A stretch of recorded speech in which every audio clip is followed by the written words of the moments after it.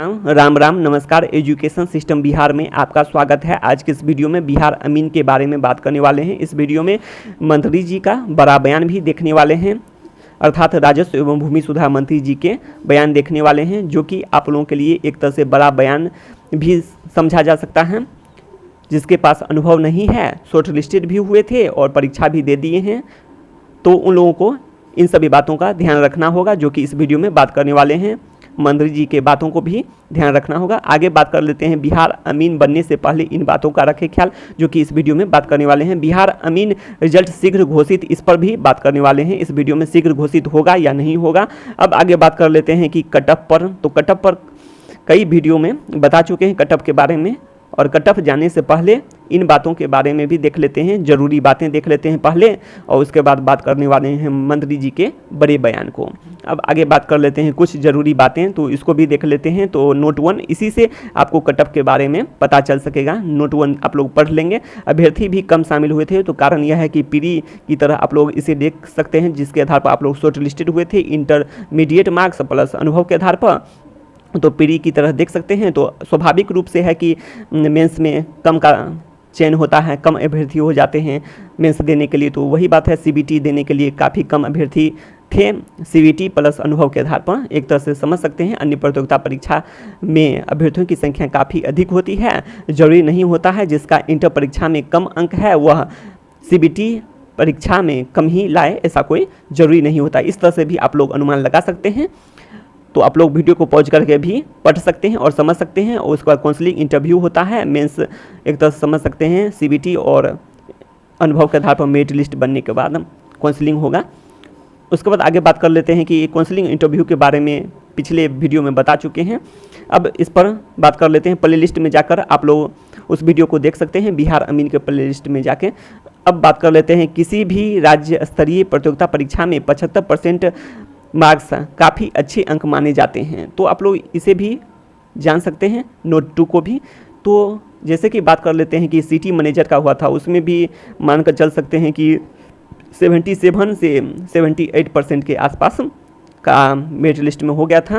एक तरह से समझ सकते हैं, जनरल की बात कर रहे हैं, तो उससे अनुमान लगाया जा सकता है कि 77% तक में अच्छे अंक हो गए, तो 75% अच्छे अंक माने जाते हैं।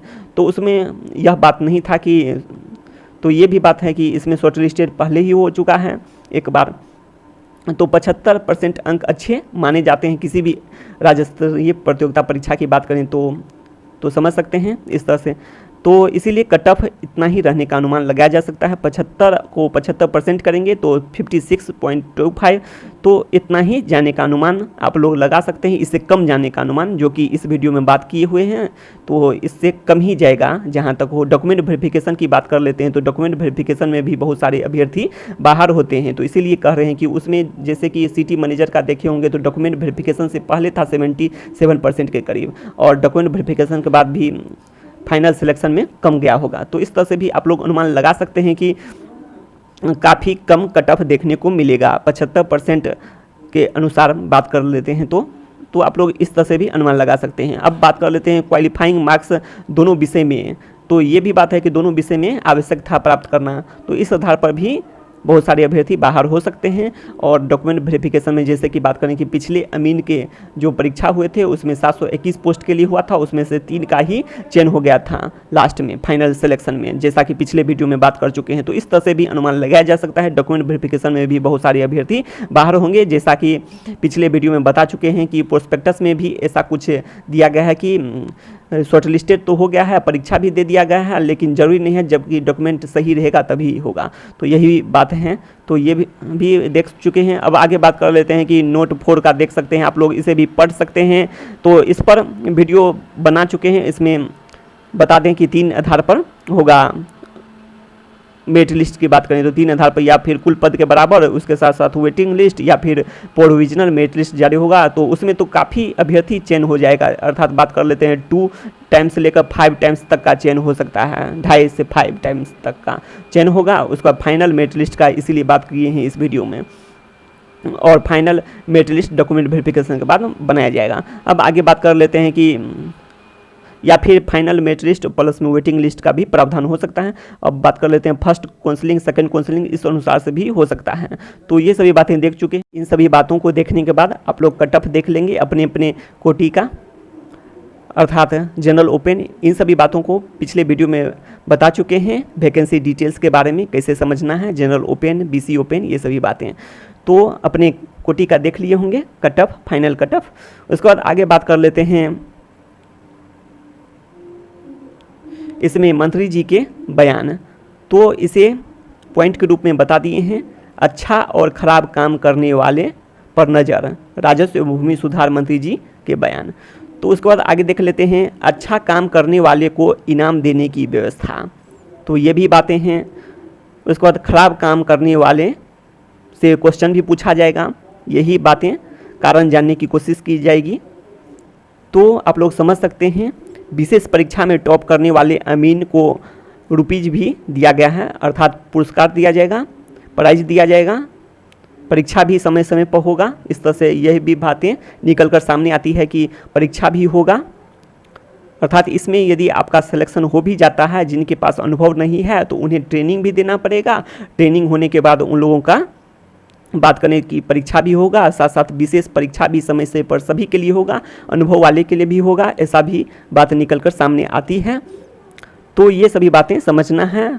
और आप लोगों को 2 साल की अवधि, इस पर भी आगे बात करने वाले हैं, प्रोबेशन पीरियड कितना होगा, क्या होगा, इन सभी बातों को देखने वाले हैं। तो यहाँ देख सकते हैं आप लोग 487 संविदा अमीन, अंचलों में अमीन की कमी को दूर करने के लिए 487 संविदा अमीन। तो ये भी बातें निकल कर सामने आती है कि जैसे कि बात कर लेते हैं कि पुरस्कार की, तो प्राइज की बात करें तो बहुत सारे अधिकारी को भी मिले हैं प्राइज, स्टाफ को भी मिले हैं अमीन के अलावे 11,000 उन लोगों को दिया गया था। तो ये भी बातें हैं, तो उन बातों को नहीं बताए हैं। अमीन को जो मिला था प्राइज उसके बारे में बता दिए हैं।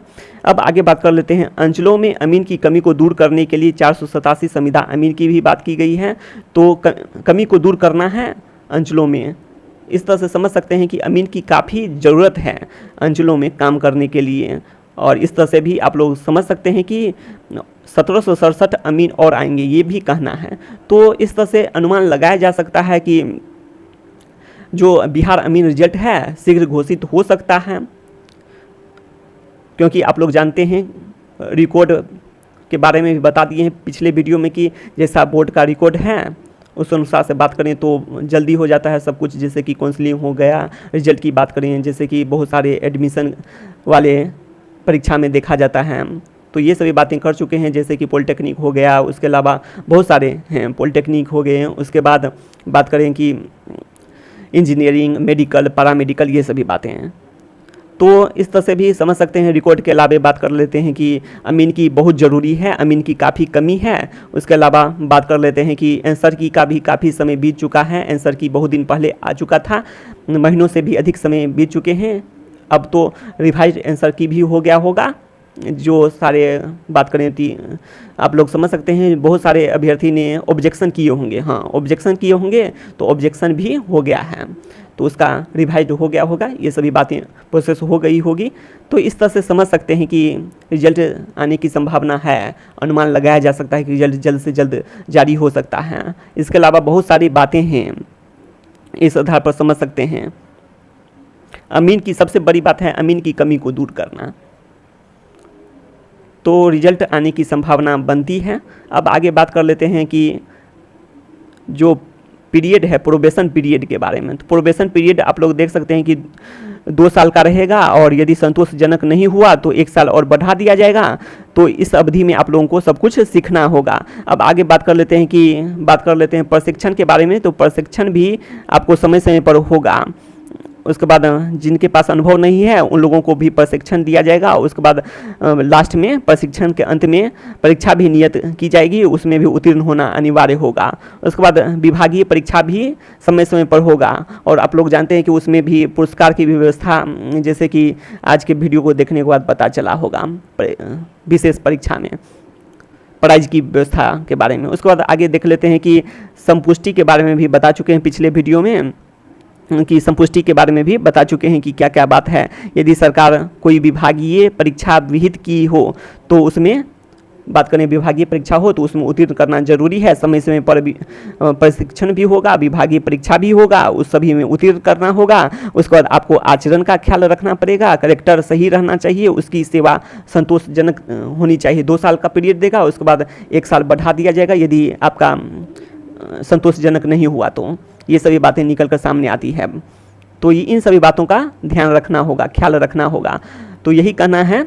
अब आगे देख लेते हैं कि राजस्व एवं भूमि सुधार मंत्री जी तो इस तरह से सभी बातें बता चुके हैं, विशेष परीक्षा में टॉप करने वाले। तो ये सभी बातें आप लोग देख लिए होंगे, न्यूज में भी आप लोग देखे ही होंगे, जिसे पॉइंट के रूप में बता दिए हैं।